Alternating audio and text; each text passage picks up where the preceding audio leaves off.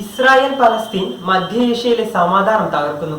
മധ്യേഷ്യയെ മാത്രമല്ല ലോക രാജ്യങ്ങളെ തന്നെ ഈ സംഭവ വികാസങ്ങൾ ഞെരുക്കിക്കൊണ്ടിരിക്കുകയാണ്. അതിനിടെയാണ് ഇറാനും പാകിസ്ഥാനും തമ്മിൽ ആക്രമണങ്ങൾ ഉണ്ടാകുന്നത്.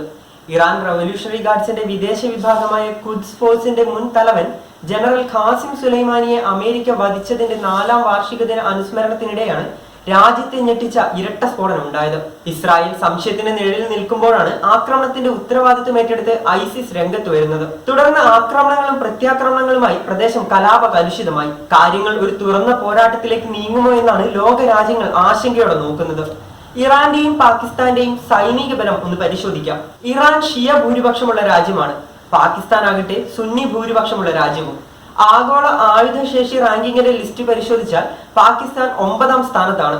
145 രാജ്യങ്ങളുടെ പട്ടികയിൽ 14ാം സ്ഥാനത്താണ് ഇറാൻ. 9.95 ബില്യൺ ആണ് ഇറാൻ ഒരു വർഷം പ്രതിരോധ സജ്ജീകരണത്തിനായി നീക്കിവെക്കുന്നത്. അതേസമയം 6.34 ബില്യൺ ആണ് പാകിസ്ഥാന്റെ ഡിഫൻസ് ബജറ്റ്. 6.54 ലക്ഷം സായുധ സേനാംഗങ്ങളാണ് പാകിസ്ഥാൻ ഉള്ളത്. ഇറാന് ഇത് 6.1 ലക്ഷമാണ്. വാർ എലഫൻസ് എന്നറിയപ്പെടുന്ന 3742 ടാങ്കുകളാണ് പാകിസ്ഥാന്റെ കയ്യിലുള്ളത്.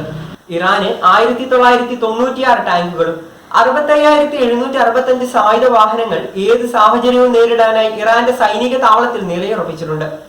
പാകിസ്ഥാൻ പാളയത്തിൽ 50,000-ഓളം സായുധ വാഹനങ്ങളും. ഇരു രാജ്യങ്ങൾക്കും എയർക്രാഫ്റ്റ് വാഹിനികളില്ല. ഇറാന്റെ പക്കൽ 9 ഫ്രിഗേറ്റുകളുണ്ട്. 7 എണ്ണമാണ് പാകിസ്ഥാനുള്ളത്. 9 കോർവെറ്റ്സ് ഇറാന്റെ പക്കൽ ഉള്ളപ്പോൾ 3 എണ്ണം മാത്രമാണ് പാകിസ്ഥാൻ ഉള്ളത്. പാകിസ്ഥാന് 114 യുദ്ധക്കപ്പലുകൾ സജ്ജമായിട്ടുണ്ട്. ഇറാന് 101. വായു പ്രതിരോധ ശക്തി പരിശോധിക്കുമ്പോൾ ഇറാന് 186 ഫൈറ്റർ ജെറ്റുകൾ ഉണ്ടെന്ന് കാണാം. 23 അറ്റാക്കിംഗ് എയർക്രാഫ്റ്റുകൾ ഇറാനുണ്ട്.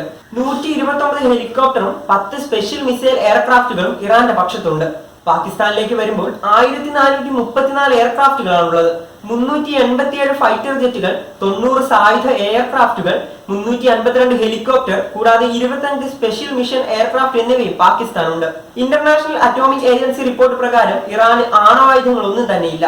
എന്നാൽ പാകിസ്ഥാന് 170 ആണവായുധങ്ങൾ ഉണ്ടെന്നാണ് റിപ്പോർട്ട്.